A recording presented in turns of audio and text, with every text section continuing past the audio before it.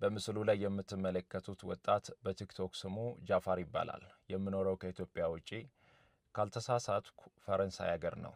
ይህ ወጣት በቲክቶክ ገጹ ላይ አንድ ቪዲዮ አጋርቷል። አረ ወገን ወዴት እየሄድን ነው? ምን አይነት ጊዜ ላይ ደረስ? አሁንማ ከኢትዮጵያ የበለጠ ውጭ ሀገር በስደት የሚኖር ሰው ነው ብዙ መድኃኒት እየበላ ያለውና ጃፈር ኮሜዲን አወቃችሁት። እንግዲህ ሰሞኑን ቲክቶክ ላይ እየዞረ ነው። በጣም ያሳዝናል። ግን አንድ ምክር መክሮናል። የቅርብ ጓደኛችሁን የምታምኑትን የሆነ ነገር እንዳታወሩት፣ ያሰባችሁትን በቃ የሆነ ነገር እንዳታወሩት፣ አትመኑ፣ ማንንም አትመኑ ብሏል። የገዛ የቅርብ ጓደኛው መድኃኒት አብልቶት መድኃኒቱ ምን እንደሆነ ይገባቸዋል። እንግዲህ ይሄ ልጅ ምንም ነገር በሽታው እንዳይታወቅ እንደዚህ ሆኖ እንዲቀር ምንድነው የሚደረገው ታውቃላችሁ? የሚደረገው እኔ እዚህ ላይ አላወራም። በጣም ያስጠላል። ሰሞኑ በዱባይ እየተሰማ ያለው በሁሉም ሀገር እየተሰማ ያለው ነገር ኢትዮጵያ ላይ ነበር። እንደዚህ አይነት ነገር በገጠር አካባቢ ምናምን እንደዚህ አከሌ መድኃኒት ላይ ያሰራች አከሌ ላይ ያሰራች እንደዚህ አይነት ሰዎች አሉ ምናምን እየተባለ የሚፈሩ ነበሩ። አሁን ግን በውጭ ሀገር መጥቶላቸዋል። በጣም የሚያስጠላ ነገር ነው እና ጃፈር መድኃኒት አርገውበት እንደዚህ ፍዝዝዝ አርገው አስቀርተውታል። ብዙ ቪዲዮዎችን አስቀምጥላችኋለሁ፣ ትማሩበታላችሁ። ራሳችሁም ተጠንቀቁ። የምሬ ነው። ማንንም እንዳታምኑ። በዚህ ሰዓት የሆነ ነገር ለማድረግ ስትሞክሩ የሆነ ሐሳብ ይቅርብ ይወደኛል ይሞትልኛል ያላችሁ ጓደኛ እንደዚህ አይነት ድርጊት አርጎታ ያላችሁ ሰው እኮ በግልጽ መጥቶ ቢገላችሁ እኮ ያው ግልግል ነው። በህይወት እያላችሁ ግን እንደዚህ እስር ቤት አድርጎ የሚያኖራችሁ ጓደኛ በጣም ከባድ ነው። እናንተ ወዳችሁ ለሁሉም ክፍት ሊሆን ይችላል። ለሁሉም ሰው ሐሳቢ ልትሆኑ ትችላላችሁ። የምትወዱትም ሊኖር ይችላል። ግን በዛ ልክ ደግሞ እናንተን የሚጎዳ ብዙ ሰው አለና እባካችሁ ራሳችሁን ጠብቁ። ይህ ቪዲዮ ያስተምራችኋል። ያለንበት ጊዜ አሁን በጣም ብዙ ቦታ እየደረስ ነው። አላህ ይድረስልን። ከላይ ይሄን ቪዲዮ ሙሉውን ተከታተሉት። ተመልሼ የመጣሁት ስለሱ ላወራ አይደለም። ቅድም ቪዲዮ ሰርቼለታለሁኝ። ሁላችሁም አላህ አፊያውን እንዲመልስለት ዱዓ አድርጉለት። ግን ከሱ ምን ተማራችሁ? ይሄ ልጅ እንደሰማነው ከሆነ ስደተኞችን እየተቀበለ ስራ እስከሚያገኙ ድረስ በቤቱ ነበር የሚያስቀምጣቸው። የሱ ቤት የስደተኞች መጠለያ ነበር። ዛሬ ግን ድግምት አድርገውበት በስሒር እየተሰቃየ ነው። ጃፈር የሚቀልድ የሚጫወት ኮሜዲ ሁላ ነበር። ዛሬ ግን ያንን ሁሉ ደስታ ነፍገውታል። አዋዋላችን እናሳምር፣ ጓደኛ እንምረጥ። ሰላሙ አለይኩም ወራህመቱላሂ ወበረካቱ። ሁላችሁም ሰላም ብያለሁ። አላህ ይጠብቃችሁ ከእንደዚህ አይነት ጎዳጅ ከእንደዚህ አይነት ጓደኛ አላህ ይጠብቃችሁ። ጃፈርን ታቆታላችሁ። ኮሜዲያን ጃፈር ሶሻል ሚዲያ ፌመስ የሆነ ልጅ፣ በጣም ሳቂታ ተጽዕኖ ፈጣሪ የነበረ ልጅ ነበረ። በተለይ ደግሞ አውሮፓ የሚሻገሩ ወንድሞችን ቤቱ እየወሰደ ሰፖርት የሚያደርግ የሚንከባከብ ልጅ ነበርና ዛሬ ያለበት ሁኔታ በጣም የሚያስፈራ ነው። ታመሜ ነበር፣ 7 ጊዜ ሐኪም ቤት እጃለሁ፣ ተመርምር ያለው በምርመራ ምንም በሽታ ያልተገኘም፣ ሆዴ ውስጥ የሆነ ነገር አለ እያለ ነው። በዚህ ዘመን ሲህር የሚባለው ነገር ሐቂቃ በጣም አስፈርቷል። ብዙ ወንድምና እህቶቼ በቃ ስራቸው ተበላሽቶ እቤት ቀርተው ደነዙ ነው ታመው በጭንቀት ውስጥ ነው ያሉትና በጓደኛ ምን ጓደኛ አጠገባችሁ አለ ሰው የእናንተ ደካማ ጎን የሚያቅሰው የወደዳችሁት ያቀፋችሁት ሰው ጥላት እየሆነ ስለሆነ አላህ ይጠብቃችሁ። ጃፈር ይሄን ያረጉብኝ ሰዎች እርገሙልኝ፣ ሆዴ ውስጥ የሆነ ነገር አለ እባካችሁ እያሉ ዱዓ አድርጉለት። ዛሬ ጅሙዓ ነው። አላህ አፊያ ያርገው፣ አፊያን አላህ ይመልስልህ። ሐቂቃ ወንድማችን አላህ ይጠብቃችሁ። ሐቂቃ በጣም ከባድ ነው ሲህር። እኔ ብዙ ሰዎች በነጋሽ ላይ ሲህር የምታረጉ ሰዎች እዚች ዱንያ ላይ ታገኟታላችሁ። ወላሂ ወተላሂ ኢንሻአላህ። ያንዱ ርዝቅ አንዱ አይበላም፣ ያንዱ ሳቅ አንዱ ሊስቅ አይችልም። ለጊዜ ይመስላችኋል። እኔ ጃፈርን ቲክቶክ ላይ ሳቀው በጣም ፈን ሲያደርግ ከሰዎች ጋር ከሁሉም ሰው ጋር በሰላም የሚኖር ከማንም ሰው ጋር ማይጣላ በጣም ብዙ ጊዜ ፈን የሚያረጋቸው ነገሮች ነው የምናውቀው።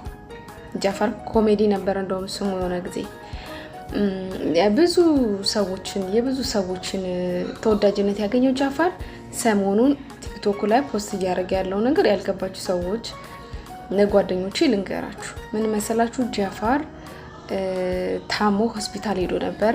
በጣም ብዙ ሆስፒታሎች ሄዶ ምንም አይነት በሽታ የለብህም ነው እየተባለ ያለው። ይሄ ነገር እየተለመደ ነው። ሆስፒታል ይሄዳሉ፣ ምንም አይነት በሽታ የላችሁባችሁም ይባላሉ፣ ግን ይታመማሉ። እና ጃፋር ሆስፒታል ይሄዳል፣ ምንም በሽታ የለብም እየተባለ ልጁ ግን በቁሙ ሰውነቱን እየበላው ነው። እያያችሁ ከሆነ የበላውት መርዝ አለ ነው እያለ ያለው እሱ። ሰዎች የሆነ ነገር አብልተውኛል፣ በሆስፒታል ምናምን ላይ መታየት የማይችል በሽታ። በጣም የምቀርባቸው ወዳጆቼ እቅዴን የነገርኳቸው ያለኝን ነገር የሚያውቁ በጣም ብዙ ነገር ጓደኞቼ ናቸው ብዬ የምነግራቸው ሰዎች ይሄን አረጉኝ፣ ተጠንቀቁ ብለዋል። በጣም በቅርብ ካሉ ወዳጆቻችሁ ተጠንቀቁ ብሏቸዋል። በጣም መጠንቀቅ ያለብን በጣም የቅርብ ወዳጆቻችን ናቸው። ከሩቅ የሚመጣ ሰው አይጎዳንም፣ የማያውቀን ሰው አይጎዳንም፣ የሚያውቀን ሰው ነው የሚጎዳንና ክርስቲያኖቹም ሙስሊሞቹም ሁላችሁ ለጃፋር ሰላም። እንዴት ናችሁ ውድ ኢትዮጵያውያኖች? ይህ ነገር ብዙ ሰዎች እንዲሰማም አልፈለኩም ነበረ። ለዛ ነው በኦሮምኛ የሰራሁት። አሁን ግን ብዙ ሰዎች በኦሮምኛ ወይም በአማርኛ እያስተረጎሙ ቪዲዮ እየሰሩ ነውና በጣም ረጅም ጊዜ ደብቄ ራሴን እያስታመምኩኝ ነበረ። ወደ ሆስፒታል እመላለሳለሁ። ምንም ነገር ህመሜ ሊገኝ አልቻለም ረጅም ጊዜ እና አሁንም በ26 ቀጠሮ አለኝ እና ሆዴ ውስጥ ያመኛል፣ ልቤን ይነክሰኛል እና አሁን የሚያስፈልገኝ ምንድነው የእናንተን እርዳታ ነው የምፈልገው። እንደምታዩት ነው ሰውነቴም እያለቀ እየሄደ ነው። በጣም ኪሎ በጣም ነው የቀነስኩት። ምንም እንደምታዩት ነው። አንድ ጊዜ ሶሻል ሚዲያም ላይ እንደዙ በሆነ አጋጣሚ ሰውን ስታውት ትከርሙና ያ ሰው ድንገት ጥፍት ይልባችኋል አይደል? በቃ ትረሱታላችሁ። ትረሱትና በሆነ ቀን ላይ ትዝ ይላችኋል። ያ ሰውዬ ደርሶ ነው፣ ያ ሴት ደርሳ ነው። በቃ ቀልባችሁ ላይ ይመጣና ያላ ትመሹ። እንደዛ አይነት ነገር አጋጥሟችሁ አያውቅም? እኔ አንዳንድ ልጆችን ሶሻል ሚዲያ ላይ ችግር ላይ ሆኜ የተከታተልኳቸው ልጆች አሉ። ማለት እንዴት ነው ሐሳብን ለመርሳት ብላችሁ በቃ ዝም ብላችሁ ለመሳቅ ብላችሁ የምትከታተሏቸው ሰዎች አሉና አንዱ ጃፈር ነበር። እኔ የምከታተለው ፍራንስ ሀገር ነበር ወላ ካናዳ የሚኖረው። መጀመሪያ ፍራንስ ነበር መሰለኝና እንዴት ብሎ ወደ ውጭ እንደወጣ ሁኔታውን በጣም መልካም ልጅ ነው። ዱርዬ ይመስላል፣ ይጨፍራል። አዎ ግን መልካም ልጅ ነው። በምንድነው መልካምነቱን ማቀው? እንደዚህ በስደት የሚሄዱት ልጆች ይቀበላል፣ ማደሪያ ያጡትን ያስጠጋቸዋል ምናምን 2 ቀን 3 ቀን አሳድሮ ከዛ ቦታ ይልካቸዋልና ምን አለ አንድ ቀን ይሄ የማደርገው ነገር ለነሱም ጥሩ ነው፣ ለኔም በስታላህ ጥሩ ነው፣ ግን አንድ ቀን እኔ ላይ ጉዳት ይፈጠርብኛል፣ ለኔ ችግር ይፈጠርብኛል ብሎ ሲያወራ ሰምቼው ነበር። እኔ አሁን ካየሁት አመት ይሁነኝ 2 አመት ይሁነኝ 3 አመት ይሁነኝ አላቅም፣ ግን ረስቼዋለሁ። አሁን መጣ። ሲመጣ ምን አለ? እቤቴ ውስጥ ሰው ያመጣሁኝ በምግብ አርገው መድኃኒት አበሉኝ። ያልታከምኩበት ሆስፒታል የለም። ጤነኛ ነህ ይሉኛል፣ ግን ጤነኛ አይደለሁም። ሆዴ ውስጥ የሚንከባለል ነገር አለ። ጓደኞቼ መድኃኒት አበሉኝ አለ። ሱብሃንአላህ። አይገርምም? ሁላችንም የምንፈራው ነገር አለ። ያ የምንፈራው ነገር በሆነ ወቅት ላይ ሊደርስ ይችል ይሆናል አላህ ካልጠበቀን በስተቀር። አሁን እያለ ያለው በቃ እናቴን ሊያት 21 አመት አላየዋትም። በቃ እናቴ ጋር ሄጄ ዱዓ ታርግልኝ ነው የሚለው። በቃ ዱዓ ታርግልኝ ያስብላል። ብሮ ልጁ ጃፋርን ታውቀዋለህ? ምን እንደሚያውቅ እንዴ? በጣም እምሬ ነው። ምግብ አይበላም። ስማ ምግብ አንጥቼ ማየት አይፈልግም እንዴ? በየአይነት ምናምን እስቲ ካማሮ ብዬ ካበሻ ቤት ምግብ ባመጣ አይበላም። ከዛ ኦኬ ዶነር የቱርክ ቤት እጂ ዶነር እጂ በመጣ አይበላም። ብሮ ምንም ምግብ አይበላም። እንደ ጃፋር እኮ ተሻምቶ የሚበላ ልጅ ነው። አይ ነው አውቀዋለሁ።